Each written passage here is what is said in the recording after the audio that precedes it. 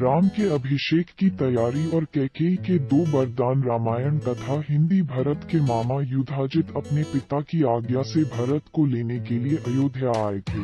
जय। अयोध्या में पहुंचकर उन्हें बारात का समाचार मिला, तब वे भी जनकपुर जा पहुंचे। जनकपुर से लौटने पर कुछ दिन बाद राजा दशरथ ने भरत और शत्रुघ्न को कैकेयी देश भेज दिया। नाना और मामा ने उन्हें बड़े लाड प्यार से रखा। भरत की इच्छा अपने नगर लौटने की होती तो उनके नाना अनुरोध कर उन्हें रोक लेते। इस तरह ननिहाल में रहते भरत और शत्रुघ्न को काफी दिन हो गए। अयोध्या में केवल राम लक्ष्मण रहे। अब राम राजकाज में पिता का हाथ बटाने लगे। राम सदा दूसरों की भलाई की बात सोचते और सदाचार का पालन करते। जैसे वे नम्र और विद्वान थे, वैसे ही शूरवीर और पराक्रमी भी। छोटे बड़े सबसे वे प्रेमपूर्वक मिलते थे। क्रोध में भी किसी से दुर्वचन नहीं बोलते थे। प्रजा उनको बहुत चाहने लगी। राम के कामों से राजा दशरथ भी बड़े प्रसन्न थे। वे अब बूढ़े भी हो चले थे। उन्होंने निश्चय किया राम को युवराज बना दिया जाए। राजा ने मंत्रियों से सलाह की और कैकेयराज और मिथिला नरेश को छोड़कर सब मित्र राजाओं को अयोध्या आने का निमंत्रण भेजा, जिससे उनकी सम्मति भी मिल जाए। निश्चित समय पर सभा भवन में आमंत्रित राजागण आ गए। अयोध्यावासी भी उपस्थित हुए। राजा दशरथ ने सबके सामने राम को युवराज बनाने का प्रस्ताव रखा। सबने एक स्वर से राम की प्रशंसा की और उनके गुणों का वर्णन करते हुए प्रस्ताव का समर्थन किया। राजा ने सबको धन्यवाद करते हुए कहा कि मैं कल ही राम का अभिषेक करना चाहता हूँ। आप लोग उत्सव में सम्मिलित हैं। इस घोषणा के बाद उन्होंने सुमंत को भेजकर राम को सभा में बुलवाया। राम के आसन ग्रहण करने पर राजा दशरथ बोले, जनता ने तुम्हें अपना राजा चुना है। सावधानी से तमराज धर्म का पालन करना और इस कुल की मर्यादा की रक्षा करना। सभा चिजित करके राजा दशरथ अपने भवन में चले गए। राम से एकांत में बात करने के लिए उन्होंने राम को फिर से बुलवा लिया। राजा दशरथ राम से बोले, बेटा, अब मैं बूढ़ा हो गया हूँ और राजकाज चलाने में अपने को असमर्थ पाता हूँ। न जाने मेरी आंखें कब बंद हो जाएं। भरत भी इस समय ननिहाल में है। मैं चाहता हूँ जनता ने तुम्हें राजा चुना है तो यह नेक काम मेरी आंखों के सामने संपूर्ण हो। ऐसे शुभ कार्यों में तरह तरह के विघ्न बाधाएं पड़ने का डर रहता है, इसलिए अत्यंत सावधान रहने की आवश्यकता होती है। तुम भी आज की रात सावधान रहना और संयम से भी रहना। राम उठकर माता कौशल्या के पास गए। माता को प्रणाम करके उन्होंने राजतिलक की सब बातें सुनाई। माता ने पुत्र को हृदय से लगा लिया और हर्ष से फूली न समाये। फिर वे मंगल गान और दान पुण्य में लग गई। ये शुभ समाचार नगर भर में फैल गया। नगर सजने लगा और चारों ओर आनंद मनाया जाने लगा। इधर एक ओर तो अभिषेक की तैयारियां हो रही थी, उधर दूसरी ओर दूसरा ही कुचक चल रहा था। इस कुचक को चलाने वाली थी कैकेयी की मुहल्ली दासी मंथरा। वह जैसी कुरूप और कुबरी थी, वैसी ही कुटिल भी थी। मंथरा को जैसे ही राम के अभिषेक का समाचार मिला, वह तत्काल कैकेयी के महल में पहुंची और बोली, अरे मेरी रानी, तू कैसी बेसमझ है। मौत तेरे सिर नाच रही है और तू सुख की नींद सो रही है। कैकेयी ने चौंक कर पूछा, मंथरा, क्या बात है? साफ क्यों नहीं बताती? राम तो कुशल से है। प्रश्नवाचक चिन्ह। क्या भरत का कोई समाचार आया है? मंथरा बोली, और तो सब ठीक है, बस तुम्हारे सुख सौभाग्य का अंत होने वाला है। भरत को ननिहाल भेजकर राजा कल ही कौशल्या पुत्र राम को राजकाज सौंपने जा रहे हैं।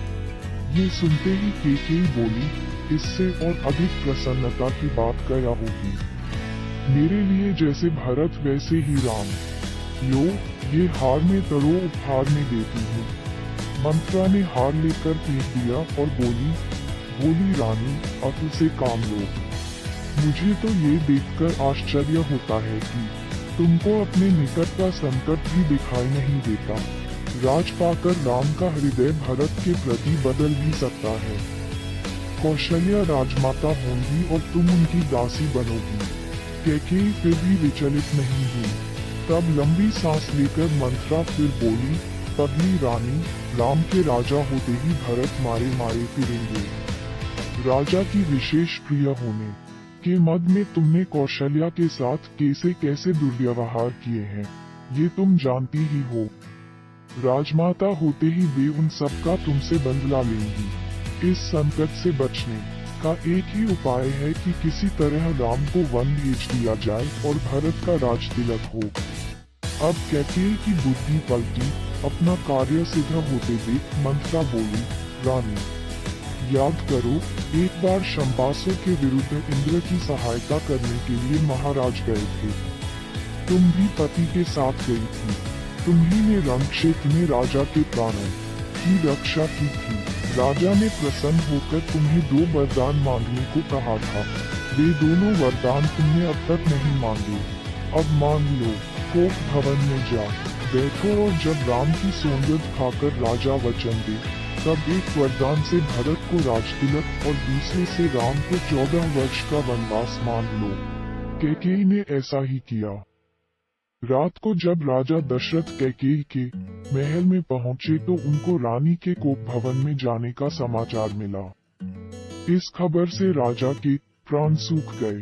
कैकेयी उनको प्राणों से भी अधिक प्यारी थी। वे उनके शरीर पर हाथ फेर कर मनाने लगे।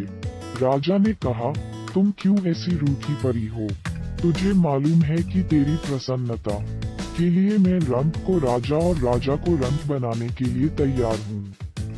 यदि किसी ने तुम्हारा अहित किया हो तो उसका सिर अभी कटवा लूं मैं अपने पुण्यों और काम। प्यारे राम की शपथ लेकर कहता हूँ कि तुम जो कहोगी वही करूँगा। राजा ने जब राम की शपथ ले ली तो कैकेयी ने दोनों वरदान मांगे। राम के वनवास की बात सुनकर राजा सन्न रह गए और शोक के कारण मूर्छित हो गए। कुछ देर बाद जब वे होश में आए तब राम कहकर उठ बैठे और कैकेयी को तरह तरह से समझाने लगे।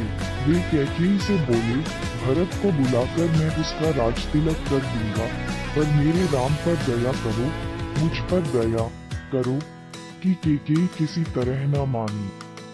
वह बोली, राजन, आपकी बात रघुवंशियों जैसी नहीं है।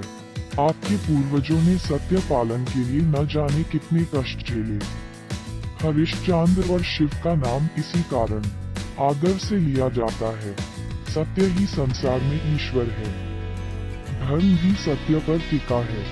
सत्य से बढ़कर और कोई नहीं। सत्य को छोड़कर आप संसार को कैसे मुंह दिखाएंगे?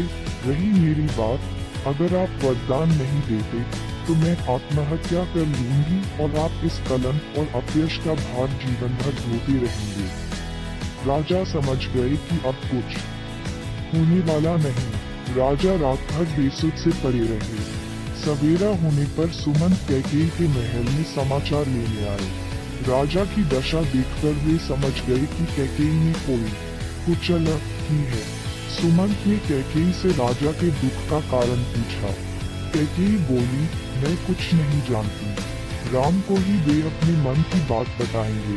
राजा का संकेत पाकर सुमंत राम को बुलाने गए। थोड़ी देर में लक्ष्मण के साथ राम आ गए। राम को देखते ही दशरथ बेसुध हो गए और कुछ बोल न सके। तब कैकेयी ने राम को सब बातें बताईं, अपने वरदान की भी बताईं। पिता का रूप देखकर राम ने दृढ़ता से कहा, पिताजी की प्रतिज्ञा की रक्षा के लिए मैं अभी बन जाता हूँ। भरत को बुलवाकर उनका राजतिलक कर दीजिए। मैं भाई भरत के लिए सब कुछ छोड़ता हूँ। अब राम अपनी माता कौशल्या के पास गए और उनको कैकेयी के भवन की सब बातें बताईं। ये समाचार सुनकर माता कौशल्या बेसुध सी हो गई और अपने भाग्य को कोसने लगी। मैं तो निरंतर अपने को घर की दासी मानकर सबकी सेवा करती रही। भरत को भी अपना बेटा ही माना। कैकेयी का भी बुरा नहीं चाहा। फिर मेरे साथ यह अन्याय क्यों? माता कौशल्या का दुख देखकर लक्ष्मण के क्रोध की आग भड़क उठी। श्रीराम ने लक्ष्मण को समझा बुझाकर शांत किया और कहा, मेरे बन जाने की तैयारी करो।